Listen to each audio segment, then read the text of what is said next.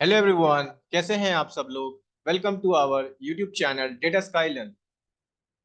सो आज हम पढ़ेंगे एक नई एल्गोरिथम के बारे में जिसका नाम है KNN। एंड ये ML के अंदर सबसे इजी और सबसे सिंपल एल्गोरिथम है जो आपको काफी इजी वे में समझ भी आ जाएगी। ठीक है, तो चलिए स्टार्ट करते हैं। सबसे पहले मैं आपको बताता हूँ KNN का मतलब क्या है। सो KNN का मतलब है के नियरेस्ट नेबर्स।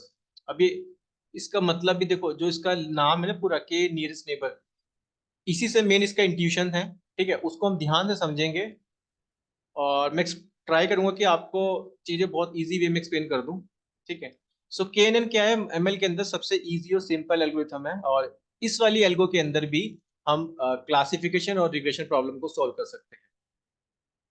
तो सबसे पहले मैं आपको ना इसका इंट्यूशन बताता हूँ। लेट सपोज मेरे पे दो फीचर हैं।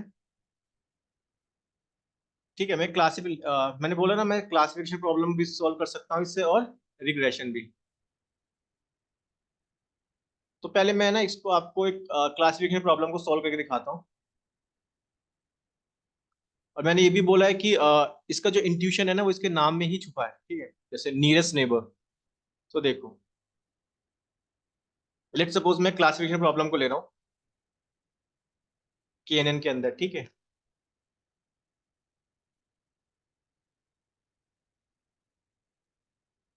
एंड मैंने बोला यहाँ पे मेरे पे जैसे एक फीचर है, लेट सपोज हाइट, एक वेट,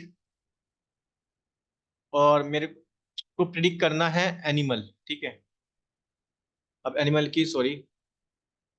की दो क्लास हो सकती है, आइदर कैट या डॉग। ठीक है,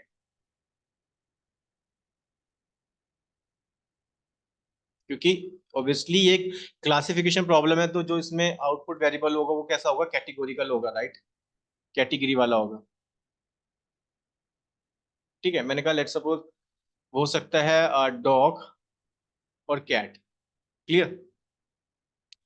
अब देखो, मेन इसका इंट्यूशन समझो। तो सबसे पहले मैं क्या करूंगा, लेट सपोज मैं इनको प्लॉट कर लेता हूँ। ठीक है, इसको मैंने दे दिया लेट सपोज F1 फीचर, इसको दे दिया मैंने F2 फीचर। ठीक है, तो ये हो गया लेट सपोज मेरा F1 फीचर, एंड ये मेरा हो गया F2 फीचर। एंड यहाँ पे मेरे कहीं वो टेस्ट वाला डेटा पड़ा है, राइट, जिससे मेरे को इसको प्रिडिक्ट करना है।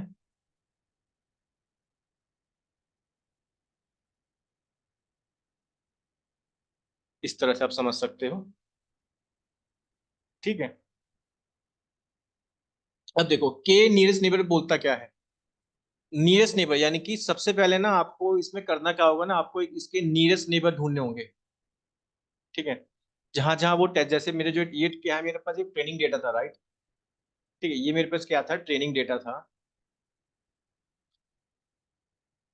इसको मैं लिख देता हूँ एक बार, ट्रेनिंग डेटा था ये। ठीक है, अब के नियरेस्ट नेबर बोलता क्या है, सबसे पहले मेरे को ढूंढने हैं नियरेस्ट नेबर्स। ठीक, मतलब जो आप ये समझ सकते हो नियरेस्ट डेटा पॉइंट्स कौन कौन से होंगे। ठीक है, तो लेट सपोज मेरा जो आउटपुट वेरिएबल है ना वो ये है, मैं इसको ऐसे कर देता हूँ। ठीक है, तो अब इसके नियरेस्ट कौन कौन से डेटा पॉइंट्स होंगे। अब नियरेस्ट डेटा पॉइंट्स हो सकते हैं भाई, एक तो ये हो सकता है। ठीक है, ये हो सकता है, ये हो सकता है। सिमिलरली ये नियरेस्ट हो सकता है, ये नियरेस्ट हो सकता है, ये नियरेस्ट हो सकता है। क्लियर। ये क्या था मेरे पे, ये मेरे पे वो आउटपुट वाला फीच वेरिएबल था। ठीक है, मतलब जो मेरे प्रिडिक्ट करना है, आप ये भी बोल सकते हो। ये मेरे पे ट्रेनिंग डेटा था। क्लियर। ठीक है, और मेरे को क्या करना है, मेरे को जो भी मेरा आउटपुट वेरिएबल है ना, मेरे को उससे नियरेस्ट नेबर देखने। ठीक है, ये सिंपल सा मीनिंग हो गया नियरेस्ट नेबर का। ठीक है, आई थिंक आपको समझ आ रहा होगा मैं बोलना क्या चाह रहा हूँ। मैं एक बार फिर से एक्सप्लेन कर देता हूँ। देखो, के नियरेस्ट नेबर, के का क्या मतलब है, के का मतलब है बेसिकली एक पैरामीटर। के का क्या मतलब है, के का मतलब है पैरामीटर। ठीक है, अब यहाँ पे देखो, अब सबसे अगर आप क्लासिफिकेशन प्रॉब्लम को सोल्व कर रहे हो, ठीक है, आपने देखा वो प्रिडिक्टेड पॉइंट से कितने नियरेस्ट नेबर्स हैं, राइट। मैंने बोला भाई वो ये वाला हो सकता है। ठीक है, देखो एक ये हो गया, ये हो गया, ये हो गया, ये हो गया, ये हो गया, ये हो गया, इस तरह से। तो यहाँ पे अब मेरे को कुछ ना कुछ वैल्यू असाइन करनी होगी। लेट सपोज मैंने 6 असाइन कर दी। तो आप देख रहे होंगे मेरे को 6 नेबर्स मिल गए, राइट, 1 2 3 4 5 6। क्लियर। तो यहाँ पे मैंने क्या किया, बेसिकली मैंने के पैरामीटर थी, इसकी वैल्यू साइन कर दी 6। तो यानी कि मेरे को 6 नियरेस्ट नेबर मिल गए। ठीक है। अब देखो, अब मैं कैसे पता लगाऊंगा कि मेरा जो आउटपुट वेरिएबल है, ऑब्वियसली वो कैटेगोरिकल वेरिएबल है, यानी कि वो किस क्लास का है, आइदर डॉग क्लास का या कैट क्लास का है। अब वो कैसे पता लगेगा? अब वो कैसे पता लगेगा, उसके लिए सिंपल सा कंसेप्ट है कि जो भी यहाँ पे देखो, अब ये नियरेस्ट पॉइंट, राइट, मैंने बोला लेट सपोज ये है डॉग, ये है डॉग, ये है डॉग वाला डेटा, ठीक है, ये है कैट, ये है कैट और ये डॉग। इस तरह से समझ सकते हो, मतलब जिसकी सबसे ज्यादा वोटिंग होगी ना, वो वाला डेटा होगा, यानी कि वो वाला। ठीक है, लेट सपोज इस डेटा पॉइंट के अंदर जैसे आपने नियरेस्ट नेबर ढूंढे, तो आपने देखा कि 4 बार तो आया लेट सपोज डॉग और 2 बार आया कैट। तो जो फाइनल प्रिडिक्ट वाला आउटपुट होगा ना, वो आएगा डॉग। ठीक है, तो कितना सिंपल है नहीं सिंपल? ठीक है, मतलब बहुत इजी वे में एक्सप्लेन कर रहा हूँ, आई थिंक आपको समझ में आ गया होगा। ठीक है, तो ये तो ओवरऑल मेरा ट्रेनिंग डेटा था। टेस्ट डेटा से मैं प्रिडिक्ट कर रहा हूँ, और जो भी मेरे पे जो डेटा था, राइट, मैं उसके नियरेस्ट नेबर्स देख रहा हूँ। अब नियरेस्ट नेबर में मैंने जैसे लेट्स सपोज के की वैल्यू 6 लिख दी, यानी कि 6 नियरेस्ट नेबर देख लिए मैंने, और मैंने उनमें से देखा कि भाई मैक्सिमम वोटिंग किसकी ज्यादा है मेरे पास, क्योंकि कैटेगरी 2 क्लासेस है ना, कैट और डॉग, जिसकी सबसे ज्यादा होगी ना वही फाइनल आउटपुट प्रिडिक्ट वैल्यू होगी। ठीक है, अब मैं सेकंड लाइन एक बार रीड करता हूँ, अब आपको मेन इसका इंट्यूशन भी समझ आ जाएगा। So the main idea behind KNN is to classify a data, ठीक है, data points based on the majority class of its neighboring data points। देखो जहां पे सबसे ज्यादा मेजोरिटी होगी, राइट, मेरे केस में लेट्स सपोज दो की मेजोरिटी सबसे ज्यादा थी, मैंने बोला 4 बार डॉग आया और 2 बार कैट आया, तो यानी कि जो फाइनल आउटपुट आ रही है ना, ये डॉग हो जाएगी। ठीक है, मतलब डॉग वाली क्लास हो जाएगी। एक बार फिर से रीड कर रहा हूँ। So the main idea behind KNN is to classify data points based on the majority of a class of neighbouring data point. ठीक है, तो जहाँ भी जो नियरेस्ट नेबर है, यानी कि जो नेबरिंग डेटा पॉइंट्स है, राइट, वहां पे डेटा पॉइंट जिसकी मेजोरिटी सबसे ज्यादा होगी ना, तो वही आपका फाइनल आउटपुट होगा। ठीक है, जो हम प्रिडिक्ट कर रहे हैं वैल्यू। सो आई थिंक आप लोगों को समझ आ रहा होगा। ठीक है, बहुत इजी है KNN, राइट। एक बार अगर मैं इसको एक्सप्लेन करूं, तो सबसे पहले हम कर क्या रहे हैं, मैंने अगर एक स्टेप में बताऊं, तो सबसे पहले हमें इनिशियलाइज करना होता है के की वैल्यू, राइट, और के की वैल्यू ना, ठीक है, हमेशा याद रखना के की वैल्यू हमेशा 0 से बड़ी होगी। ठीक है, अब के की वैल्यू 1 भी हो सकती है, 2 भी हो सकती है, 3 भी हो सकती है, 4 भी हो सकती है। ठीक है, के है क्या, एक पैरामीटर है, राइट। उसके बाद जो भी, जैसे ये मेरा टेस्ट डेटा था, राइट, क्योंकि टेस्टिंग डेटा से तो मैं प्रिडिक्ट करता हूँ। ठीक है, ठीक है, ये मेरा टेस्ट डेटा है। क्लियर। अब टेस्ट डेटा से मेरे को ढूंढने होते हैं नियरेस्ट नेबर्स, राइट, ये हो गया मेरा फर्स्ट स्टेप। ठीक है,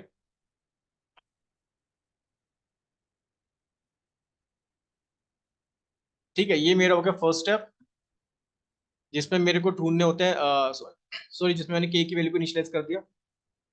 ठीक है, उसके बाद मेरे को यहाँ पे वो नियरेस्ट नेबर्स ढूंढने होते हैं, यानी कि ठीक है, ये वो डिस्टेंस कितनी दूर दूर है, ये इस वाले पॉइंट्स है जो मैंने प्रिडिक्ट किया। ठीक, तो मैं लिख देता हूँ यहाँ पे, find the K nearest neighbour from test data. ठीक है, क्लियर है। और थर्ड वाले में तो बहुत सिंपल है। लेट सपोज के की वैल्यू आपने 5 असाइन करी थी, और 5 में से जिसकी सबसे ज्यादा मेजोरिटी होगी, वो प्रिडिक्ट पॉइंट उसी वाली क्लास से बिलोंग करता होगा। ठीक है, ठीक है, तो मेजोरिटी ऑफ क्लास। ठीक है, तो बहुत सिंपल वे में मैंने आपको एक्सप्लेन कर दिया। ठीक है, अब मैं एक काम करता हूँ, मैं आपको ना एक इसका अगर आपको यहाँ से थोड़ी सी प्रॉब्लम हो रही है ना, मैं एक एग्जांपल लेके और चलता हूँ, फिर आपको बहुत इजी वे में समझ आ जाएगा। बट मेन आपको इसका कंसेप्ट समझ आ रहा होगा कि इसके अंदर हम कर क्या रहे हैं। ठीक है, मेन इसमें यही है कि जो भी नीयरेस्ट डेटा पॉइंट्स है राइट, जो भी हम वहाँ उसका डिस्टेंस देख रहे हैं, ये डिस्टेंस ही तो देख रहे हो आप राइट। ये पॉइंट था, इससे इसका नियरेस्ट नेबर ये हो गया, ये हो गया, ये हो गया, ये हो गया, ये हो गया, ठीक है। और उसके लिए भी आप डिफाइन कर दो कि आपको कितने नियरेस्ट नेबर देखने हैं। मैंने बोला लेट सपोज 6 देखने हैं, तो 6 आप नियरेस्ट नेबर्स देख रहे हो, और ये एज अ डिस्टेंस निकाले हो, डिस्टेंस, ठीक है। यहाँ से यहाँ तक का डिस्टेंस कितना है, यहाँ से यहाँ तक का डिस्टेंस कितना है, क्लियर। और आंसर कैसे आ रहा है, फाइनल आउटकम बेसिकली जिसकी मेजोरिटी सबसे ज्यादा है राइट, दोन the majority of class of its neighbouring data points. यानी कि लेट्स सपोज आगे यहाँ पे 0 1 होता, तो लेट्स सपोज 4 बार 0 आया, 1 बार 2 बार 1 आया, तो इट मीन्स 0 फाइनल आउटकम होगा यहाँ पे, ठीक है। इस तरह से प्रिडिक्ट करता है फाइनल आउटकम। तो इसको एक बार समझ लेते हैं, ठीक है, हाउ कैन एन वर्क। अगर आपको यहाँ पे मैं एक्सप्लेन कर देता हूँ एक बार और अच्छे से, मैं ये भी बताऊंगा ये जो डिस्टेंस है ना, आप देख रहे हो नियरेस्ट नेबर से कैसे कैलकुलेट होता है, ये भी इसके लिए भी हम समझेंगे, ठीक है। सो मैं लिख देता हूँ यहाँ पे हेयर, ठीक है। चलो केएनएन कैसे वर्क करता है ये देखते हैं, हाउ केएनएन वर्क्स, ठीक है। तो देखो सबसे पहला स्टेप क्या होता है इसके अंदर, सबसे पहला स्टेप, तो नंबर 1 मैं लिख देता हूँ यहाँ पे, ठीक है। तो देखो सबसे पहला स्टेप तो ऑब्वियसली आपके पास एक डेटा सेट होना चाहिए right, you need to collect the data. So मैं लिख देता हूँ यहाँ पे collect the data, step by step explain कर रहा हूँ, ठीक है। सेकंड स्टेप क्या होगा, सेकंड स्टेप क्या होगा, हमें के की जो नियरेस्ट नेबर है राइट, हमें के की वैल्यू का साइन करना होगा। लेट सपोज मैंने बोला के की वैल्यू है 3, क्लियर, ठीक है, जिससे आप नियरेस्ट नेबर ढूंढ लो, क्लियर। उसके बाद जब आपने भाई ओके, एक बार फिर से मैं यहाँ पे बता रहा हूँ, ठीक है। लेट सपोज ये डेटा पॉइंट्स थे, ठीक है, और ये लेट सपोज मेरा प्रेडिक्टेड पॉइंट था। तो मेरे को 3 नेबर देखना है क्योंकि के की वैल्यू मैंने 3 असाइन करी है, ठीक है। अब ये डिस्टेंस भी तो निकालना होगा भाई, ठीक है, ये डिस्टेंस भी तो निकालना होगा, डिस्टेंस कैसे कैलकुलेट करूंगा। चलो एक बार सही से लिख देते हैं इसको, इसको अलग अलग कलर करके लिख देता हूँ,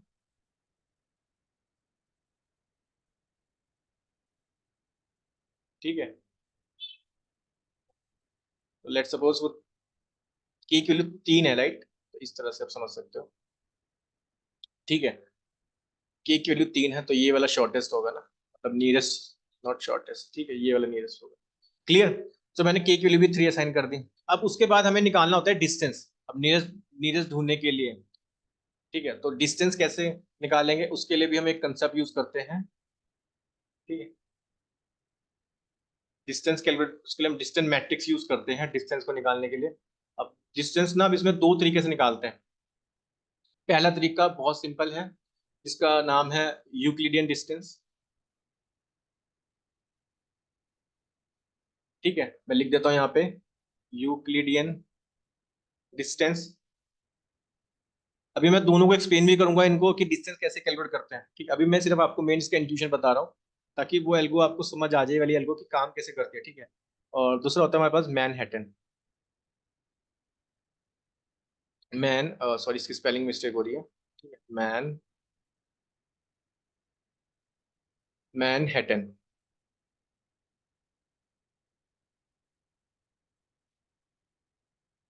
पहले आपने डेटा सेट कलेक्ट कर लिया, फिर आपने की वैल्यू 3 असाइन कर दी, लेट सपोज कुछ भी असाइन कर सकते हो, जीरो से जीरो नहीं असाइन करनी, मतलब जीरो से ज्यादा होनी चाहिए वैल्यू, ठीक है। अब वो नियरेस्ट नेबर देखने के लिए आपको करना पड़ेगा डिस्टेंस को कैलकुलेट। अब डिस्टेंस कैसे कैलकुलेट करोगे, ये तो मैंने आपको बता दिया ना राइट।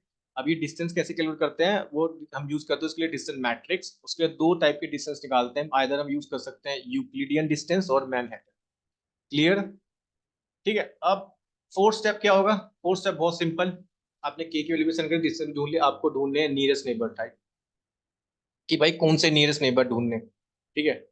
आपको ये तो पता है कि आपको 3 ढूंढने राइट, अब एस, ठीक है। अब आपको डिस्टेंस तो नियरेस्ट नेबर तो ढूंढने हैं, ठीक है। तो आपका फोर्थ स्टेप क्या होगा, फाइंड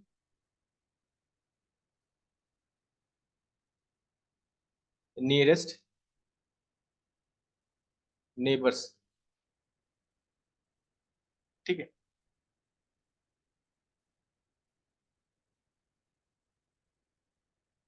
देखो मेन अगर आपने इसका इंट्यूशन समझ लिया ना, वो आपको बहुत इजी में समझ आ जाएगा, क्योंकि एसक्यूएल आंसर तो आपने पता ही है, आपको बहुत इजी है इम्प्लीमेंट करना, तो ठीक है। अब आपने ये नियरेस्ट नेबर भी ढूंढ लिया, यानी कि आपने ये डिस्टेंस भी ढूंढ लिया है। मेरे को लेट सपोज डिस्टेंस के बाद आपको ये 3 नियरेस्ट नेबर मिल गए, ठीक है। अब आप देखोगे, ठीक है भाई, अब इस नियरेस्ट नेबर में जो मेरी क्लास वाली थी, यानी कि कैटेगोरिकल वाली है, इसमें सबसे ज्यादा बार यानी कि मैक्सिमम वोटिंग बोल सकते हो, या फिर मेजोरिटी किसकी है, किस क्लास की है, ठीक है। तो फिफ्थ स्टेप क्या होगा, आप वोट काउंट यानी कि काउंट करोगे मेजोरिटी, यानी अब जिसकी मेजोरिटी होगी वो फाइनल प्रिडिक्ट वाला आउटकम होगा, ठीक है। और उसके बेस पे सिक्स पे क्या करोगे, प्रिडिक्शन करोगे। देखो कितना सिंपल है, राइट। तभी मैं आपको बोल रहा था कि बहुत इजी वे में समझ आ जाएगी आपको। और सिक्स स्टेप तो वही बहुत सिंपल है, बस आप प्रिडिक्शन कर लोगे, ठीक है। ठीक है, आई थिंक ये आपको समझ आ गया होगा। इंट्यूशन बहुत सिंपल है, मैं एक बार फिर से एक्सप्लेन कर रहा हूँ। सबसे पहले केएनएन में हम करते क्या है, बेसिकली हमारे पास एक डेटा सेट होगा, राइट। उसके बाद हम के की वैल्यू, के क्या है, बेसिकली एक पैरामीटर है, जिसमें मैंने लेट सपोज साइन कर दिया के की वैल्यू 3। उसके बाद अब मेरे को नियरेस्ट नेबर ढूंढना है, तो नियरेस्ट नेबर ढूंढने के लिए सबसे पहले मेरे को कैलकुलेट करना पड़ेगा डिस्टेंस। तो डिस्टेंस मैं आइदर निकाल सकता हूँ यूक्लिडियन डिस्टेंस से, या फिर मैनहट्टन डिस्टेंस से, ठीक है। अब डिस्टेंस भी मेरे को मिल गया, ठीक है। अब बेसिकली मेरे को निकालने हैं, मेरे को डिस्टेंस पता चलेगा कैसे कैलकुलेट करना है, ठीक है। अब मेरे को निकालने हो तीन नियरेस्ट नेबर, क्योंकि मैंने यहाँ पे की 3 करी थी। तो लेट्स सपोज ये 3 वो नियरेस्ट नेबर है, ठीक है। मिल गए मेरे को 3 नियरेस्ट नेबर भी। अब मैं देखूंगा इन 3 नियरेस्ट नेबर में से किसकी में सबसे ज्यादा वोट मिले, या फिर मेजोरिटी किसकी है डेटा पॉइंट्स की, कौन सी क्लास से बिलोंग कर सकते हैं, बिलोंग करते हैं। क्योंकि क्लासिफिकेशन प्रॉब्लम है, तो लेट सपोज 1 और 0 की क्लास है, राइट, या फिर डॉग और कैट की है, जो सबसे ज्यादा बार आ रहा होगा, ठीक है, वो आपकी फाइनल प्रिडिक्शन होगा। तो आई थिंक इस तरह से काम करता है हमारा के एन एन एंड, ठीक है। आपको मेन इसका इंट्यूशन समझ आ गया होगा, क्लियर। तो अब मैं आपको बताता हूँ थोड़ा सा इसका मैथ्स का पार्ट समझते हैं, वो डिस्टेंस कैसे कैलकुलेट करता है, कि यूक्लिड डिस्टेंस क्या होता है और मैनहट्टन डिस्टेंस क्या होता है। देखो, ये बेसिकली हमारी लीनियर अलजेब्रा की टर्म है। तो सबसे पहले मैं आपको बताता हूँ यूक्लिडियन डिस्टेंस, ठीक है। यूक्लिडियन डिस्टेंस बहुत सिंपल है। देखो, इसको तो कुछ नहीं करना। लेट सपोज ये मेरे पे एक 2D पॉइंट है, मैं, ठीक है। तो लेट सपोज यहाँ पे 2 डेटा पॉइंट्स हैं। ये हो गया x1 comma x, sorry, okay, इसको सही कर देते हैं एक बार। ये है मेरे पे x1 कोमा, फिर से वही y1 आएगा यहाँ पे y, ठीक है। x1 कोमा y1 और x2 कोमा y2, ठीक है। और मेरे को अगर डिस्टेंस निकालना है तो बहुत सिंपल है, कुछ नहीं करना। इसको ले लूंगा मैं x2 माइनस के x1 का whole square plus y2 minus y1 का होल स्क्वायर, ठीक है, क्लियर। अगर 3D हो, ये तो 2D था, राइट। अगर 3D हो तो बहुत सिंपल है, तब भी कुछ नहीं करने, तब आपके पास 3 पॉइंट्स हो जाएंगे, राइट। यानी कि जब आएगा आपके पास x2 माइनस के x1 का whole square plus y2 minus y1 का होल स्क्वायर, ठीक है, और प्लस z2 माइनस z1 का होल स्क्वायर, क्लियर। अब समझ गए ना डिस्टेंस कौन सा मैं बात कर रहा हूँ। भाई मैं इस वाले डिस्टेंस की बात कर रहा हूँ जो नियरेस्ट नेबर से वो डिस्टेंस फाइंड आउट करता है, क्लियर, ठीक है। तो इन शॉर्ट मैं ये भी तो बोल सकता हूँ कि मैं इसको इस तरह से रिप्रेजेंट कर सकता हूँ, कैसे। अगर मेरे पे लेट सपोज कुछ डेटा पॉइंट्स है, जैसे x1 x2 x3 up to so on xn तक, क्लियर। और similarly y1 y2 y3 up to so on yn तक। तो जो यूक्लिडियन डिस्टेंस का फॉर्मूला होगा क्या होगा, मैं लिख देता हूँ। यूक्लिडियन डिस्टेंस का फॉर्मूला हमारे पास क्या होगा, तो इनका मैं समीशन ले लेता हूँ। Summation I is equal to, okay, summation I is equal to 1 N, यानी कि एक्स आई माइनस के वाई आई का होल स्क्वायर, ठीक है, ठीक है, क्लियर। ये होता है हमारा यूक्लिडियन डिस्टेंस। इसको हम जो दोनों को बोलते हैं डिसीजन मैट्रिक्स, जिसमें हम यूक्लिडियन भी देखते हैं और मैनहट्टन भी देखते हैं। ठीक है, बहुत सिंपल है राइट यूक्लिडियन। अगर आप इसका एक बार इसका फॉर्मूला भी अगर देख रहे होंगे तो ये आपको बेसिकली ये डिराइव हुआ है पाइथागोरस थ्योरम से, राइट। ठीक है,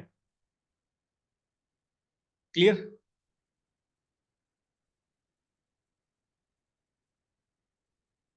आई थिंक आपको समझ आ गया होगा। मैं यहाँ पे इसके पॉइंट भी लिख देता हूँ। तो the this distance matrix is initiative and measures the straight line distance between the two data points in the space, right। देख सकते हो वही जो मैंने आपको बताया कि, और इसका एग्जांपल अगर सिंपल सा दूं, लेट सपोज मेरे को जैसे जैसे एयर ट्रैफिक कंट्रोल होते हैं राइट, वो डिस्टेंस कैलकुलेट करते हैं एक फ्लाइट से, जैसे इंडिया से दुबई का, राइट। तो उस वे में हम बोल सकते हैं कि वहाँ पे हम यूक्लिडियन डिस्टेंस यूज कर सकते हैं। ठीक है, वही मैंने यहाँ पे लिखा है, to measure the straight line distance between two points in a space. ठीक है, ये बेसिकली हमारा लीनियर अलजेब्रा का पार्ट होता है। इसका बस फॉर्मूला आपको पता होना चाहिए, क्योंकि और कैलकुलेट तो वो ऑटोमेटिकली करेगा, राइट। अच्छा, सेकंड आता है हमारे पास मैनहट्टन डिस्टेंस। अगर यूक्लिडियन समझ आ गया तो ये तो बहुत इजी है। ये मैनहट्टन ना बेसिकली एक यूएस की एक सिटी है, ये उस पे रखा गया है मैनहट्टन, मैनहट्टन डिस्टेंस। ठीक है, इसका दूसरा नाम होता है टैक्सी कैब और सिटी ब्लॉक डिस्टेंस। इसका दूसरा नाम पता क्या होता है? टैक्सी कैब, टैक्सी कैब और ब्लॉक डिस्टेंस।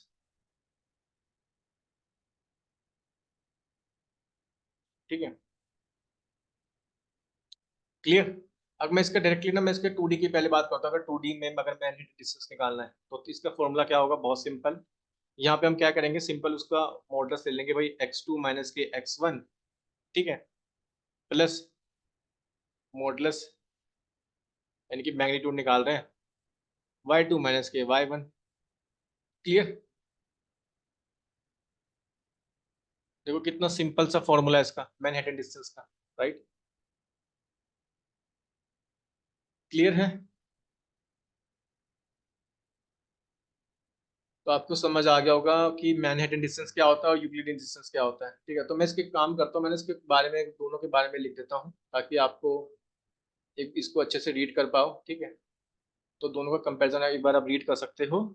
बट मेन तो आपने इससे समझ लिया कि भाई, अच्छा मैनहट्टन आप ये भी बोल सकते हो, जैसे मेरे को डिस्टेंस कैलकुलेट करना है, राइट। जैसे जैसे ये जो कैलकुलेट करते हैं ना, जैसे हमारे टैक्सी वगैरह हो गया, जैसे उबर, ओला उबर वगैरह, ये ठीक है, ये मैनहट्टन डिस्टेंस यूज करते हैं, क्योंकि वो तो मतलब देखो स्ट्रेट लाइन वाला डिस्टेंस ही है। जैसे मैंने आपको एयर ट्रैफिक कंट्रोल बताया था, फ्लाइट का डिस्टेंस कैलकुलेट करते हैं ऐसे एक कंट्री से दूसरी कंट्री के लिए, राइट। तो अगर मैं डिस्टेंस बताऊं आपको comparison, so Euclidean distance measure the shortest straight line between the path there two points, while Manhattan distance measure the distance along the grid lines, right। नाम से समझ आ रहा है आपको? Clear. Euclidean distance is often used when the data points are continuous and can be represented in a Cartesian plane, whereas Manhattan distance is useful when dealing with the data points with a grid-like structure, such as in Major's map पे। Clear. जब भी आपके पास Cartesian plane वाला data हो, right, तो वहां पे आप यूक्लिडियन यूज कर लो, क्योंकि वो तो बहुत सिंपल है। ठीक है, स्ट्रेट वाला डिस्टेंस आपको कैलकुलेट करना है। लेकिन जब आपके पास इमेजेस टाइप का डेटा हो, ठीक है, इस तरह के डेटा पॉइंट्स हो, तब आप यूज करो Manhattan. Clear. Euclidean distance is sensitive to outlier while Manhattan distance very sensitive. तो यूक्लिडियन डिस्टेंस में आपको आउटलायर्स मिल सकते हैं, बट मैनहट्टन में बहुत कम चांसेस है कि आपको आउटलायर प्रेजेंट होंगे। ठीक है, ये बेसिक मैंने इसके डिफरेंस बता दिया। क्लियर। आई थिंक ये आपको समझ आ गया होगा एंड बहुत इजी है, राइट। अच्छा, एक चीज मैं आपको बता देता हूँ कि भाई लेट सपोज यहाँ तो मेरे पास मतलब हम कम डेटा सेट्स के बाद में बात, डेटा मतलब कम ही डेटा है, ठीक है, उसके हम नियरेस्ट नेबर फाइंड आउट कर रहे हैं, राइट। लेट सपोज हमारे पास millions of trillions of data है, राइट, और मेरे को उसमें फाइंड आउट करना है नियरेस्ट नेबर, राइट। तो उससे होगा क्या, आप भी तो देखो, हर एक के लिए डिस्टेंस कैलकुलेट करेगा, राइट। जैसे लेट सपोज इस तरह से आप बोल सकते हो, मैं एक बना के दिखाता हूँ। ठीक है, और मेरे पास डेटा ना बहुत ज्यादा डेटा पड़ा हुआ है, ट्रिलियंस ऑफ डेटा है मेरे पे, राइट। अब खुद सोचो भाई, जब millions of trillions of data right होगा, वहां तो आपको बहुत ज्यादा चांसेस है कि ठीक है इस तरह से डेटा हो सकता है, ठीक है, और तब आपको नियरेस्ट ढूंढना पड़े, ठीक है, मतलब ये डिस्टेंस। तो इससे प्रॉब्लम क्या हो सकती है ना, इससे टाइम कॉम्प्लेक्सिटी बढ़ जाएगी, ठीक है, क्योंकि आप डिस्टेंस वो कैलकुलेट करेगा हर एक जो भी नियरेस्ट नेबर्स को ढूंढने में, ठीक है, डिस्टेंस वो देखेगा, डिस्टेंस निकालेगा, कौन सा डिस्टेंस जो भी नियरेस्ट होगा, राइट, वो वाला सेलेक्ट करेगा नियरेस्ट नेबर को। बट जेट लेट सपोज जब हमारे पास डेटा सेट ज्यादा होगा, राइट, तो वहां पे तो ठीक है, जब मैं वही बोल रहा हूँ, जब हमारे पास लार्ज डेटा सेट होगा, ठीक है, तो तब प्रॉब्लम हो सकती है ना कि भाई टाइम कॉम्प्लेक्सिटी बढ़ जाएगी, ठीक है, तब क्या बढ़ जाएगी, टाइम कॉम्प्लेक्सिटी। तो हमें इसी टाइम कॉम्प्लेक्सिटी को भी देखना होता है केएनएन के अंदर कि हम इसको कैसे कंट्रोल कर सकते हैं, ठीक है, टाइम कॉम्प्लेक्सिटी को। सो टाइम कॉम्प्लेक्सिटी को कंट्रोल करने के लिए ना सिंपल, वैसे तो एसकेएलएन के अंदर बहुत सिंपल है, वहां पे सिर्फ कुछ ना करो, एल्गोरिथम के जाके अंदर एल्गोरिथम में ना सिर्फ ऑटो लिख दो, ऑटो, ठीक है, तो वो क्या करेगा बाय डिफॉल्ट, तो वो क्या करेगा, रिड्यूस कर देगा फॉर कैलकुलेटिंग दी डिस्टेंस, क्योंकि हमें भाई कितने भी डेटा पॉइंट्स हो सकते हैं, राइट, वो नियरेस्ट डेटा पॉइंट ढूंढने के लिए तो डिस्टेंस को कैलकुलेट करेगा, राइट, क्लियर। तो इसलिए यहाँ पे ना देखो एसकेएलएन में तो बहुत सिंपल है, बट मैं आपको बता देता हूँ कि वो एसकेएलएन में भी चीजें काम कैसे करती है। तो इसके लिए ना यहाँ पे वो दो एल्गोरिथम यूज करता है, एक होती है बॉल ट्री, और एक होती है आपकी केडी ट्री। बेसिकली ये ना डिसीजन ट्री है, okay, so not decision tree, binary tree, ठीक है, बाइनरी ट्री। और एक क्या काम करती है, बेसिकली आपकी टाइम कॉम्प्लेक्सिटी को कंट्रोल करती है, क्योंकि अगर टाइम कॉम्प्लेक्सिटी बढ़ गई ना, तो ऑब्वियसली आपके मॉडल की परफॉर्मेंस तो आप पता ही है आपको, ठीक है, एक्यूरेसी अच्छी नहीं आएगी, मॉडल की परफॉर्मेंस भी बढ़िया नहीं होगी, क्योंकि हमें टाइम कॉम्प्लेक्सिटी को तो ध्यान रखना है, भाई डेटा पॉइंट जैसे बढ़ते रहेंगे तो वहीं मेन तो हमें वहीं पे कंसेप्ट चेक करना है ना कि टाइम कॉम्प्लेक्सिटी ज्यादा ना हो हमारे, ठीक है, क्योंकि जितनी ज्यादा टाइम कॉम्प्लेक्सिटी लेगा तो एक्यूरेसी उतनी ही भी सॉरी उतनी ही कम हो जाएगी, डिक्रीज हो जाएगी, राइट, मॉडल की परफॉर्मेंस भी तो अच्छी होनी चाहिए, राइट। तो इसके लिए यहाँ पे ये दो बेसिकली यूज करता है एसकेएलएन एल्गोरिथम के अंदर। तो वहां तो बहुत सिंपल है, मैं अभी दिखाऊंगा भी आपको आगे कि आप सिंपल ना एल्गोरिथम में जाके ऑटो लिख दो, ऑटो, ठीक है, कि आप अगर इसकी एसकेएलएन में ऑटो लिख दोगे ना, तो बाय डिफॉल्ट इन दोनों कोई से भी चूज करेगा। बट ये मेन करेगी क्या, बेसिकली ये रिड्यूस कर देगी नंबर ऑफ डिस्टेंस कैलकुलेशन। मैं लिख देता हूँ, बेसिकली करेगी क्या, सो रिड्यूस दी रिड्यूसिंग, ओके,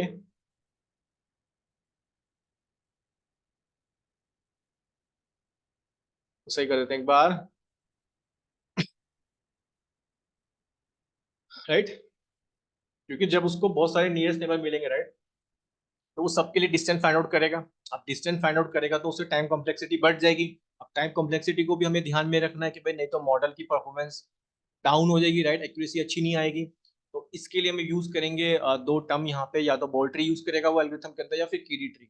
मतलब ये हम बोल सकते हैं ये हमारे बेसिकली केएनएन के वेरिएंट्स हैं, यहाँ पे बहुत सारे होते हैं। एक आपने सुना होगा कर्नल डेंसिटी एस्टिमेटर, ठीक है, उसको हम एसक्यूएल के अंदर देखेंगे। तो बट मेन मैं आपको चीज बता रहा हूँ कि वो करेगा क्या, so basically it reducing the number of distance calculation, ठीक है, क्लियर। तो मतलब ये इंटरनल ही करेगा, ठीक है, जैसे आपने सुना होगा बाइनरी ट्री में बैक ट्रैकिंग यूज होती है, राइट, जो भी शॉर्टेस्ट वाला होगा वो उसी के पास जाएगा, राइट,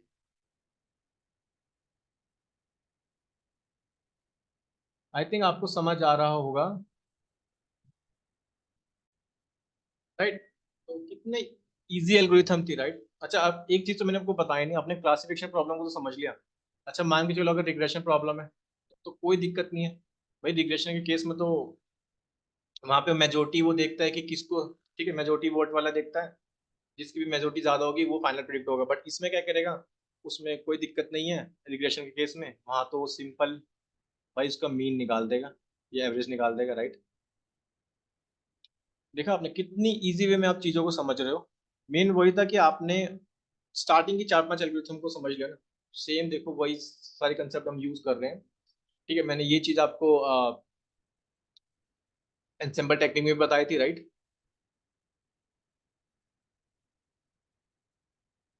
तो लेट्स सपोज ये मेरे पे डेटा पॉइंट्स हैं, टेस्टिंग डेटा पॉइंट्स। ठीक है, और लेट्स सपोज ये मेरे पे पॉइंट है और मेरे को नियरेस्ट मिल रहा है। ठीक है, इस तरह से तो ये करेगा क्या, बेसिकली इन सबका मीन निकाल देगा, राइट। जो भी नियरेस्ट डेटा पॉइंट होंगे ना, उनका मीन या एवरेज निकाल देगा। क्लियर। अगर मेरे को एक कंटिन्यूस प्रॉब्लम को सॉल्व करना है, यानी कि मेरे को रिग्रेशन वाली प्रॉब्लम को सॉल्व करना है, क्योंकि रिग्रेशन के अंदर जो आउटपुट वेरिएबल होता है वो कैसा होता है, कंटिन्यूस वाला डेटा होता है, राइट। लेकिन क्लासिफिकेशन में हमारे पास कैटेगोरिकल फॉर्म में डेटा होता है, क्लासेस के फॉर्म में। Clear. I don't think so कि मेरे को रिग्रेशन को, क्योंकि रिग्रेशन के केस में सिंपल कुछ ही नहीं है, रेस्ट ऑफ ऑल सारी चीजें सेम, बट फाइनल प्रिडिक्ट में क्या करेगा वो, जो भी उसकी आउटपुट सॉरी मीन निकाल लेगा या एवरेज निकाल लेगा, राइट। और फिर प्रिडिक्ट करेगा। सो कितने इजी वे में आपने के को समझ लिया, एंड आई थिंक आप लोगों को समझ भी आ गया होगा के एंड काफी ज्यादा इजी था, राइट। मैंने इसलिए स्टार्टिंग में बोला था इस एमएल के अंदर सबसे इजी एल्गोरिथम है। क्लियर।